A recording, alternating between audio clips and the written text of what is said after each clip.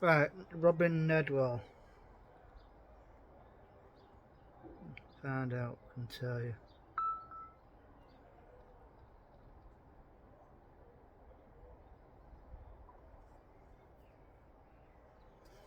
Right, so just to elaborate on the Robin Nedwell, what little information I've found, was born Robin Courtney Nedwell,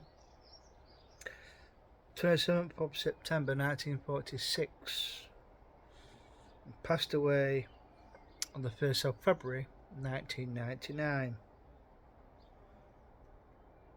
Was married to Heather Inglis, although, of course, one of the obituaries out, which I hope I can find, at the time of his demise, at the age of 52, at the Hedge End Health Centre, a doctor's in Hampshire, they were separated, and he was living with his parents in Hedge End. Let's go to the death thing. Oh, personal life. Yeah.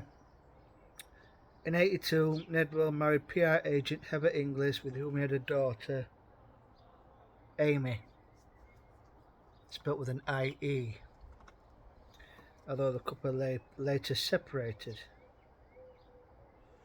It says here, Nedwell lived in Hedge End, Hampshire, and died at his doctor's surgery in Hedge End after suffering a heart attack on the 1st of February 1999. Now, see if we can find the obituary.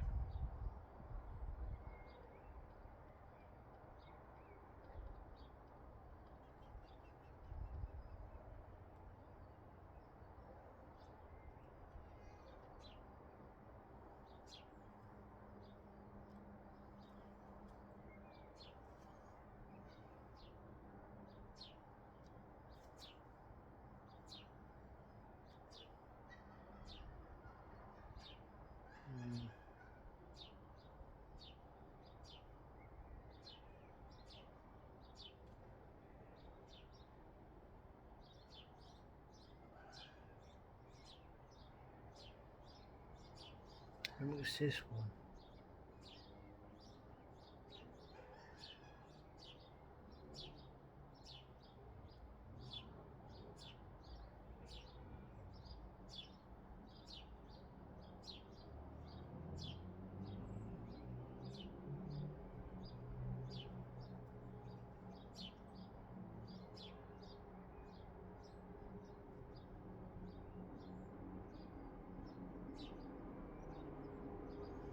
It's not that one.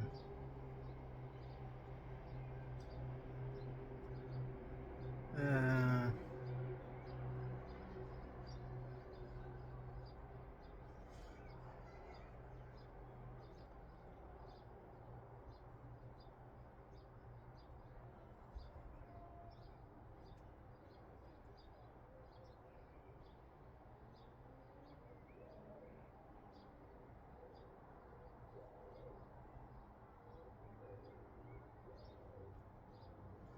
Bloody hell.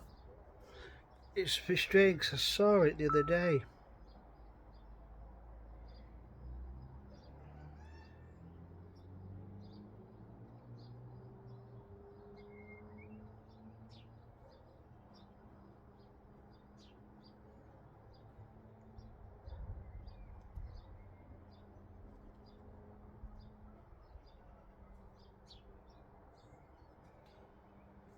Right, so cough. Right, so what I can remember is another obituary, which I will find. Separated from his wife, living with his parents in Hedge End in Hampshire, which is not far from Southampton. He was up on the roof or up on a ladder doing some repairs to his parents' tiles and that on the roof. apparently slipped and fell 5 feet from the ladder onto hard concrete. It was taken to Southampton General, where he received some stitches and got generally checked over. I'm guessing that he would have been offered to have been admitted for further tests. I'll explain why I'm guessing this. Because according to his brother, who was a doctor,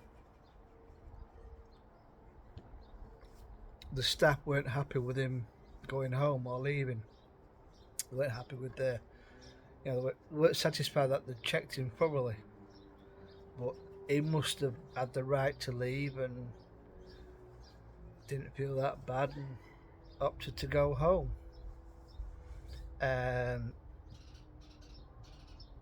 His brother reckons he may have had a mini stroke, which caused him to slip and fall 5 feet to the ground from the stepladder.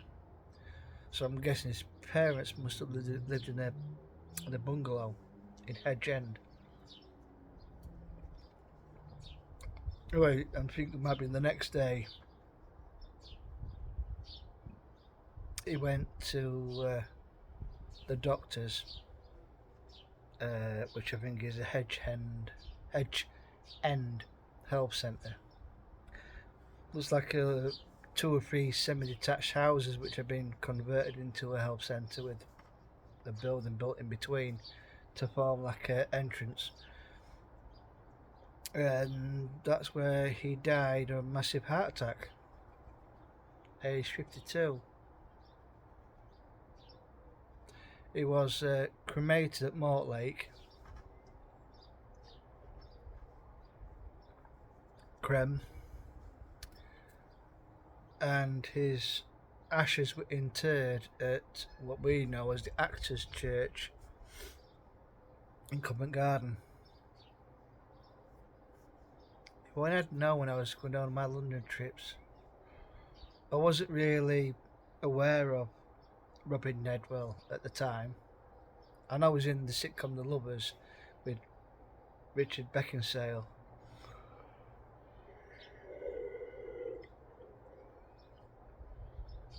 I'm hoping to get a very rare DVD, which is 2 series.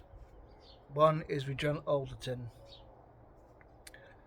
called The Upchat Line, and he left and Robin Nedwell stepped in, and it was called The Upchat Connection,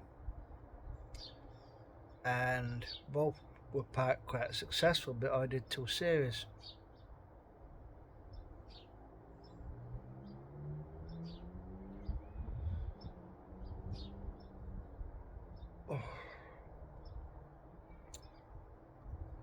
I've got the Shillingberry Tales.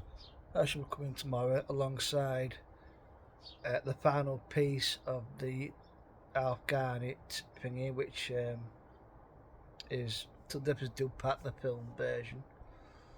I've got already the Alf Garnett saga.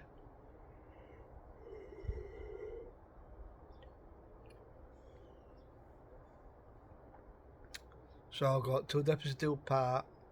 I will have Till Death Us Do Part, the film, the Alf Garnett saga, and in Six and in Hell. So that's kind of that kind of thing done.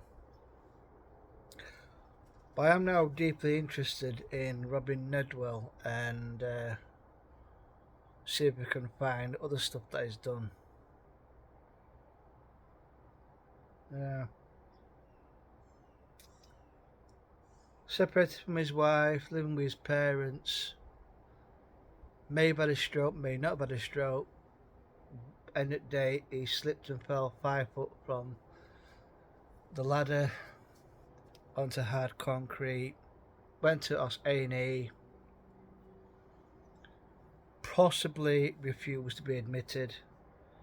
So did a basic checkup and stitches.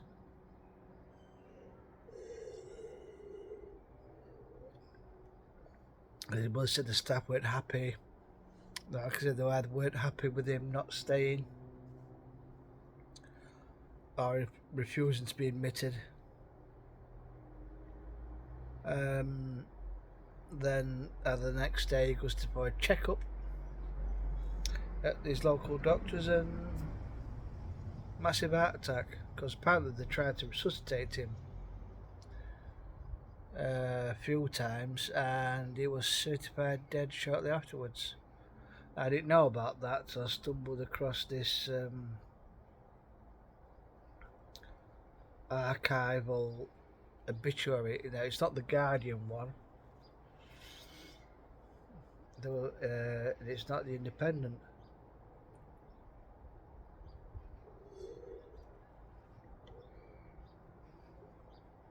So I've got to seek that one out.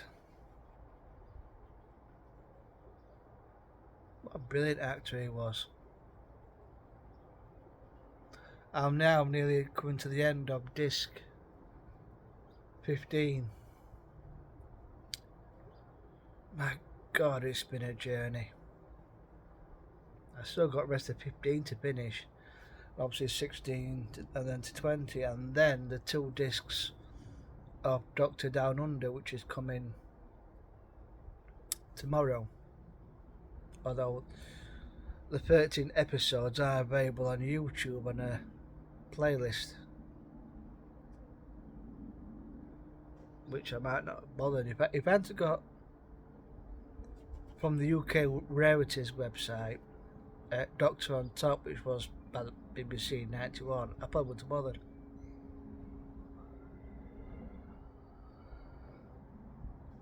But because I had Doctor on Top, which is I've now got in the cupboard ready, or the first cabinet he gave me, I made space so that Doctor Down Under can go after Doctor on the box set, and then Doctor's Down Under, and then Doctor's on Top. Oh, next video I'm going to share my thoughts on some of the rare British sex comedies which I obtained from the UK Rarities website.